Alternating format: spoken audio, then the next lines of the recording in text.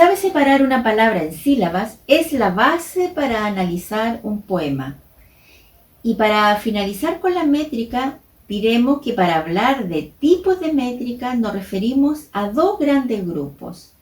Los versos de arte mayor, que son aquellos cuya métrica está entre las 2 y las 8 sílabas, es decir, desde los bisílabos hasta los octosílabos.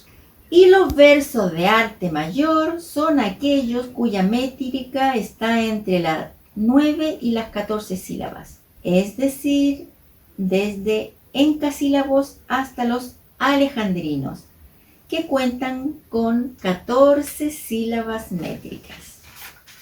Tenemos algunos ejemplos de métrica en verso de arte menor. Recordemos que son hasta 8 sílabas. Por ejemplo, la ausencia será notoria. Aquí sería lausencia, será notoria. 8 sílabas sería un verso de arte menor. Y un ejemplo de verso de arte mayor, uno de 11 sílabas, por ejemplo. Para irme tranquilo al sueño escogido. Ese sería el verso a analizar. Para irme tranquilo al sueño escogido.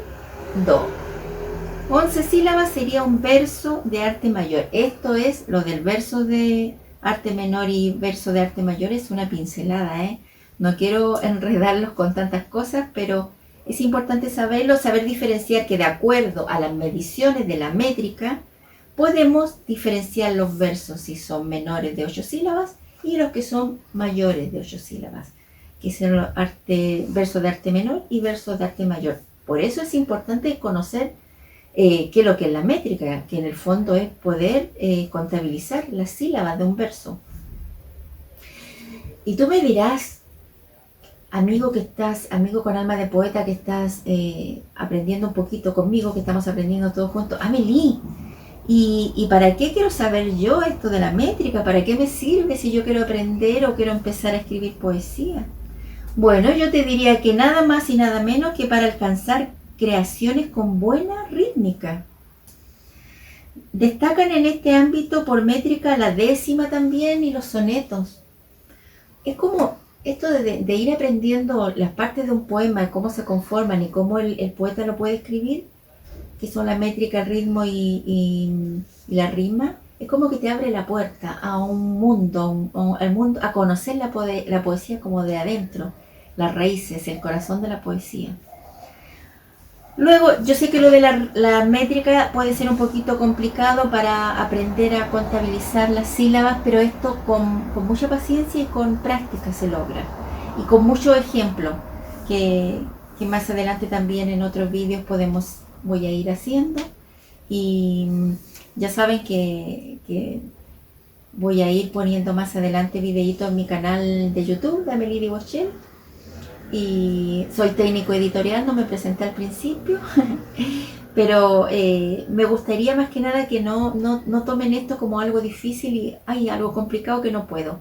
Es como unas pinceladas para que vayan tomándole cariño a nuestro idioma, ¿no? Y aprender poco a poco. Ahora vamos a ir a la segunda parte, que serían las rimas. Dijimos que en el caso de las rimas, una pinceladas, estas eran asonantes o imperfectas que coinciden las vocales a partir de la última vocal acentuada, ¿se acuerdan? Por ejemplo, aquí tenemos un verso que dice: despacito y buena letra, el hacer las cosas bien importa más que el hacerlas. Han visto que el verso número 1 con el 3 coinciden las últimas vocales, la A y la A. Esto es rima asonante. Solamente las vocales coinciden.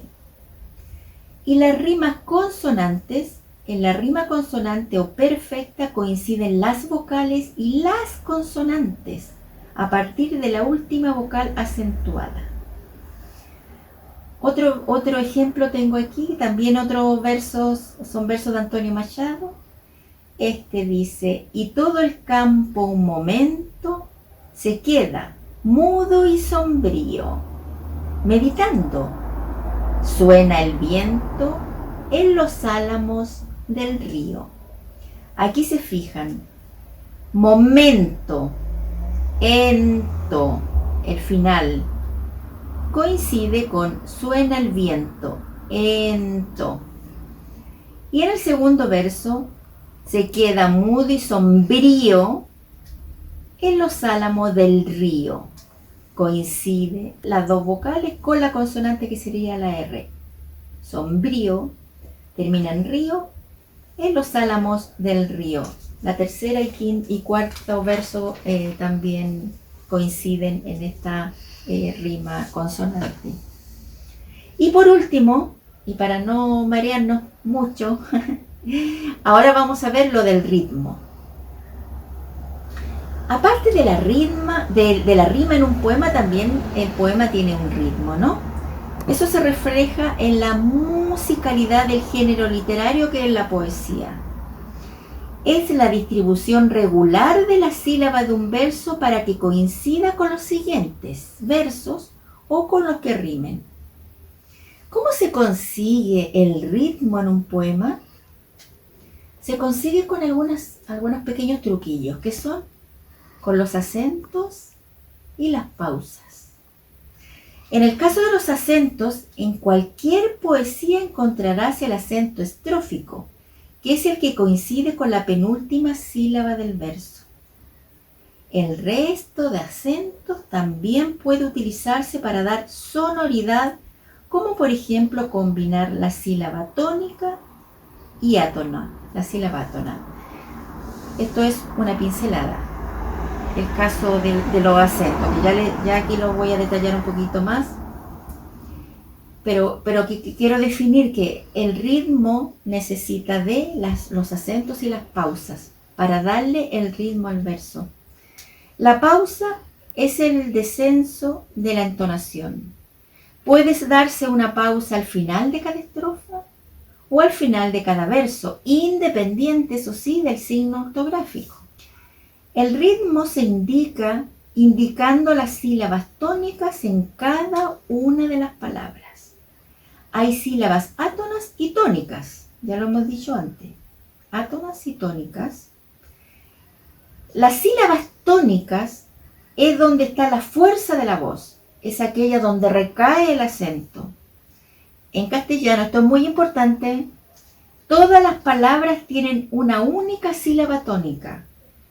Y la sílaba átona es aquella que no va acentuada, conocidas también como sílabas suaves. Por ejemplo, la palabra acomodado, integridad, lesionar. Por último, te dejo un ejemplo de cómo la sílaba acentuada marca el ritmo del verso, para que vayas familiarizándote con el ritmo en los versos.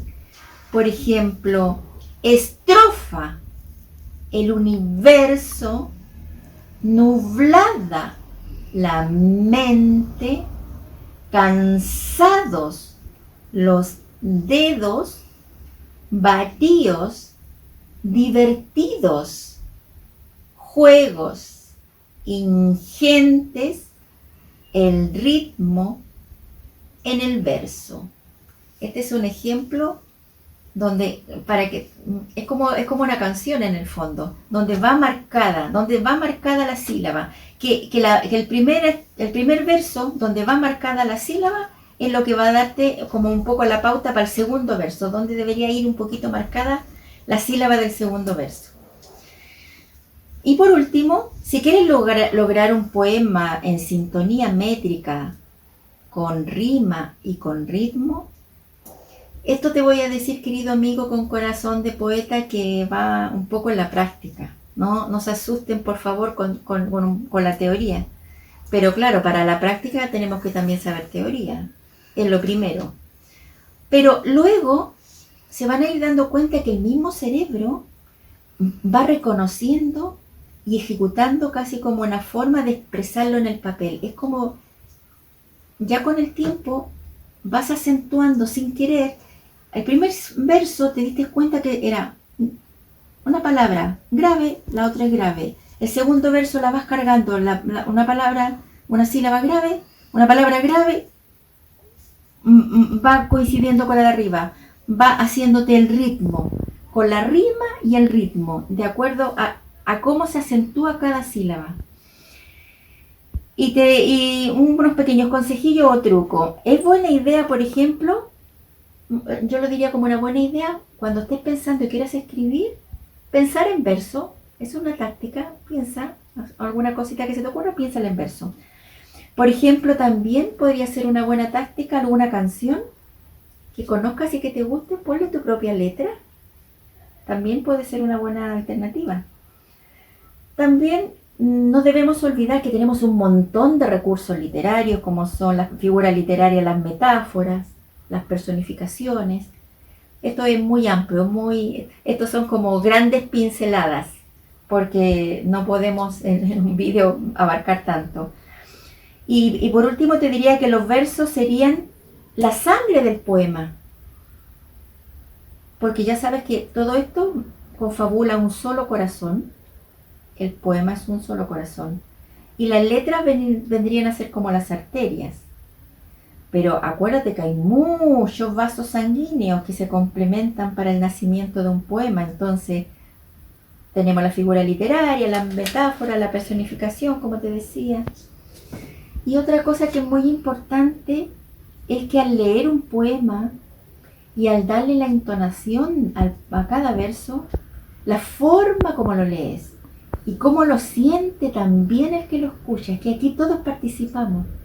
En un poema participamos los que escuchamos, el que lo lee, y te da la característica de la persona que lo lee, y es que el mismo poema te marca el ritmo y hace que sea personal, de acuerdo a tu propia forma de leerlo.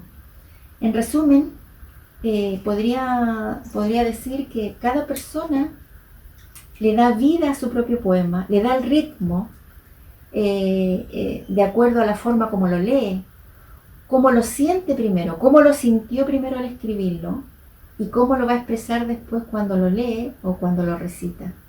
Es una obra maestra única de cada persona. Con esto quiero incentivarte a que vayas descubriendo poco a poco todo este misterio de la literatura y vayas aprendiendo las partes de un poema, desgranándolo desde adentro. Sé que puede ser un poquito difícil al principio y que se te enreden un poco los conceptos, pero te aseguro que te va a gustar. Cuando lo vas conociendo y sabes cómo se compone, te va a gustar. Vas agarrándole la métrica, las sílabas las vas contando solo en la mente, te van dando el ritmo y vas escribiendo y te va dando, hasta es como una canción, te va dando solo el ritmo y la forma de escribirlo y expresarlo. Muchísimas gracias y nos vemos en los próximos videos. Y sigamos escribiendo, llamando a nuestro idioma. Muchísimas gracias.